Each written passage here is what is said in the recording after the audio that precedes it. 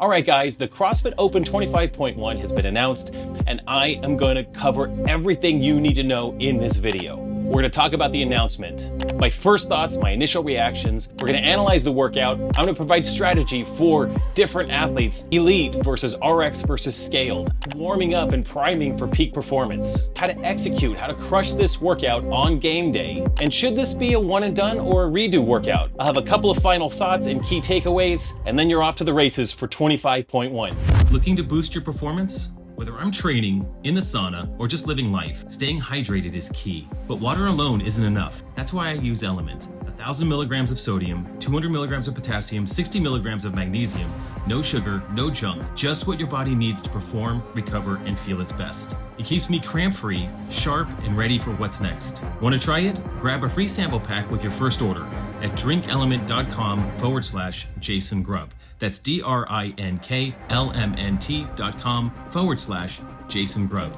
Hydrate smarter, perform better. Let's start with the workout. We have a 15-minute AMRAP.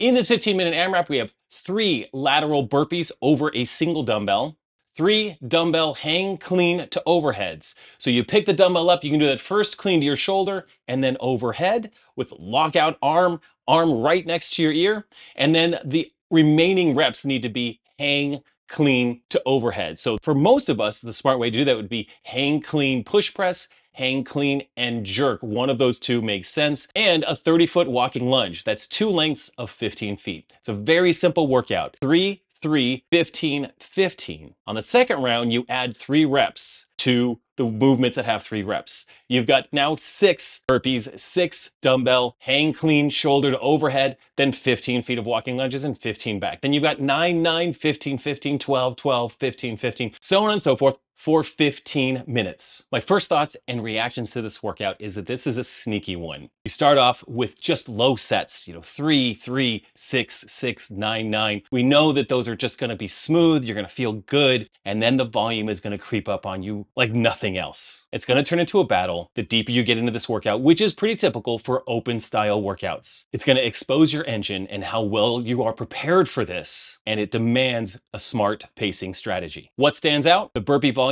escalates quickly. This is where the workout's gonna be won or lost on your ability to pace your burpees and stick with them. Your grip and shoulder fatigue will actually add up as you get deeper into the dumbbell work at higher reps. And the lunges are your recovery piece, but footwork and breathing and your breathing cadence will matter as you work your way through that part. The biggest challenge in this workout is going to be surviving when the burpees feel endless towards the latter part of the workout. Now for an analysis of the workout and key considerations. First, the movement demands. For burpees, we've got a metabolic demand that's going to require efficiency in your movement, trying to limit the amount of overall movement you do on the burpees, as well as pacing. Not going too fast at the beginning and certainly not going too slow towards the end. The hang clean to overhead is going to test your grip, your shoulder endurance, because they're already going to be a little bit fired up from the burpees, as well as your cycling skills. Like, can you switch hands efficiently? Can you move that dumbbell to your shoulder and overhead with efficient movements? Again, trying to minimize the overall movements and keep it really tight, really clean with great lockout overhead. Who's going to excel in this workout?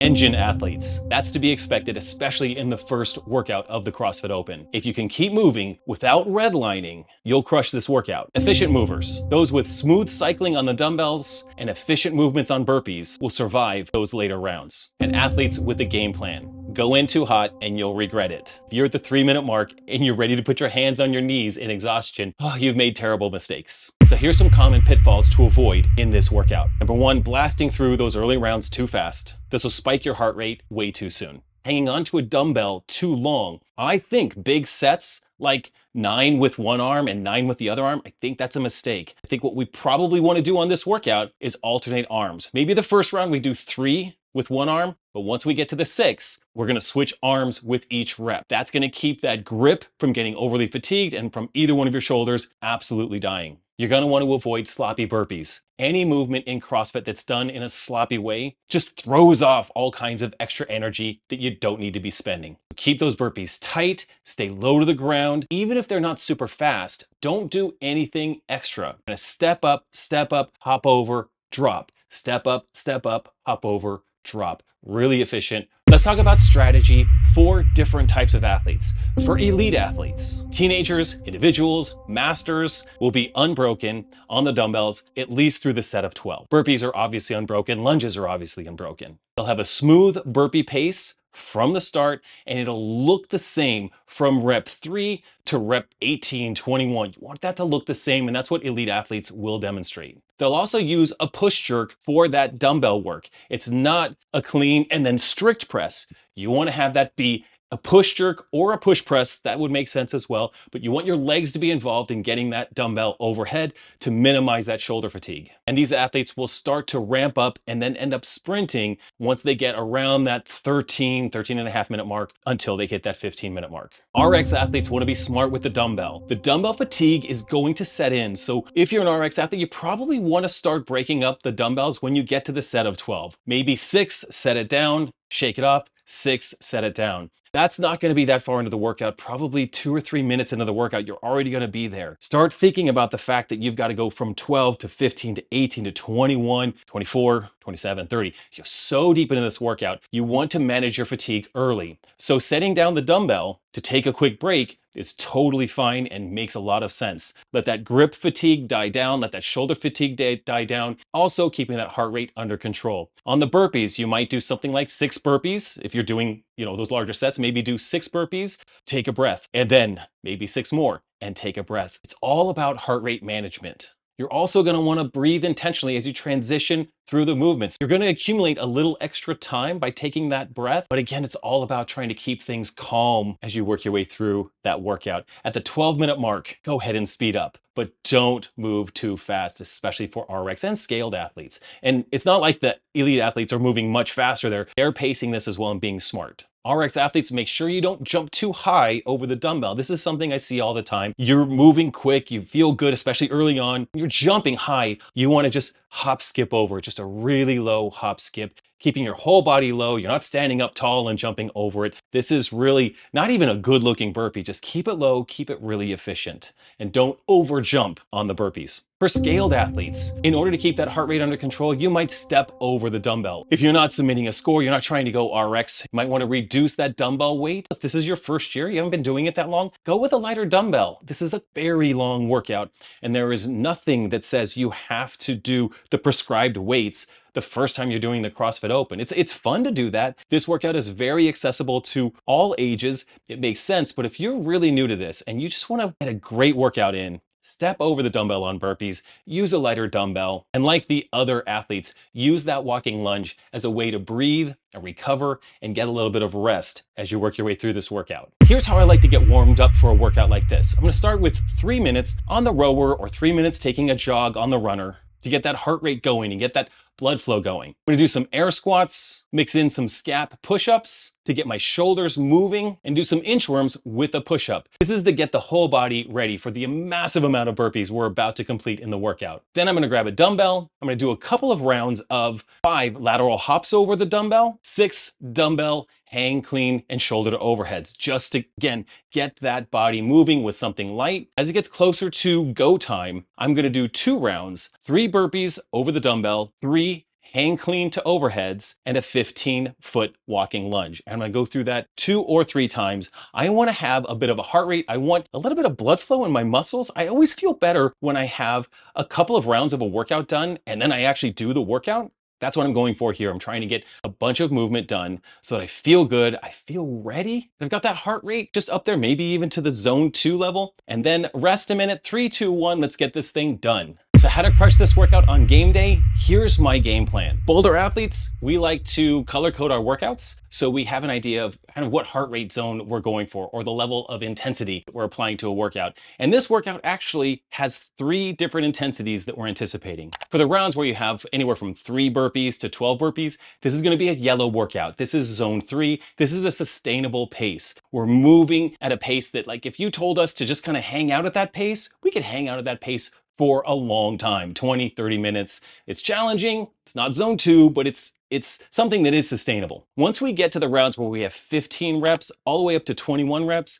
now we're in an orange workout category. So this is somewhat unsustainable. It's much more high intensity perpetually. We can't do this for a long time, but this is what we're going to experience. It's really that zone 4. It's intentional, but it is a short time frame where we're working at a pretty high capacity. And then the last 2 or 3 minutes of the workout is our red zone. This is zone 5. In training, we do 2 zone 5 or red workouts a week, but this is what we're gonna feel at this point in this workout. The last 2 to 3 minutes, you are pushing. This is where you're maxing out, trying to hang on as long as you can, especially during that last minute. I always think to myself, I can do anything for a minute. Go ahead and empty the tank. When the workout's over, you can lay on the ground or get up, walk it off. That's how I anticipate this workout feeling. Is this the workout that you would redo, or is it a one and done workout? You should redo this workout if you finish it and you don't feel as wiped out as you thought you would. Maybe you overpaced it. Very rarely does this ever happen, where someone finishes an open workout and they think to themselves, wow, I just didn't go hard enough in that workout. That's really rare, but it can happen, and that may be an indication that, okay, I overpaced it. I feel pretty good at the end of this workout. I could give it a better push. I would love that kind of a redo. Normally, I overdo it the first attempt and I burn out too early. And then in my second attempt or my retest, I find a better pacing strategy for the first half of the workout. That would also be another reason to redo this workout. And it comes down to that question, should we redo open workouts or should it be one and done? And here's my general thought. Look, we only do the CrossFit Open once a year. It's only 3 workouts. So if you want to redo the workout, go for it. If you want to redo it Sunday and then redo it Monday, we only do this once a year, so you might as well. Now, I don't think you should repeat it twice. I don't really mean that. But if you want to do it on a Friday and then redo it on a Monday to see if you can get a better score, go for it. Have fun, have a great time. It's a great workout. There's not going to be anything harmful here. You're not going to injure yourself by doing this burner of a workout twice. Here are the reasons why you would not want to redo it. 1, if your shoulders are just absolutely smoked after doing this one time and they're not really recovered within 2 days, they're still maybe really sore, maybe achy, I wouldn't redo it. Maybe that is a sign that it's just not a workout to redo. It is a lot of volume on your body. So if really anything feels overly fatigued a couple of days after this workout, yeah, probably don't repeat it. Or if you executed this workout like a boss and it was just like, hey, this is so well done. I feel so good about it. Move on with your life and start with Boulder Athletes, start our next training cycle, which starts on Monday. So you'll be fresh and ready to go into that cycle. So my final thoughts, next steps. The Open is here. Let's go. Let's have fun. This is a pacing and grit test. Be smart early in this workout and absolutely relentless towards the end of this workout. Your key takeaways? Smooth is fast. Don't spike that heart rate early. Dumbbell efficiency is everything. Move cleanly, move with a purpose. Use your legs to get that dumbbell overhead. In the final 2 to 3 minutes, ramp up and go full send. And then finally, leave a comment. Let me know how it goes. I would love to hear your results in this open workout. Let me know if you plan to repeat it if you do it once. Let me know if it's a one and done for you. And if you have questions about this workout or feedback, please leave it in the comments. I love to respond to every single one of your messages. We'll have more CrossFit Open breakdowns coming in the next 2 weeks as 25.2 and 25.3 are announced. Click that like button, subscribe to the channel, and watch those videos as well. Happy to help. I love doing it. As always, your best days are ahead of you. Fortune favors the bold. See you next time.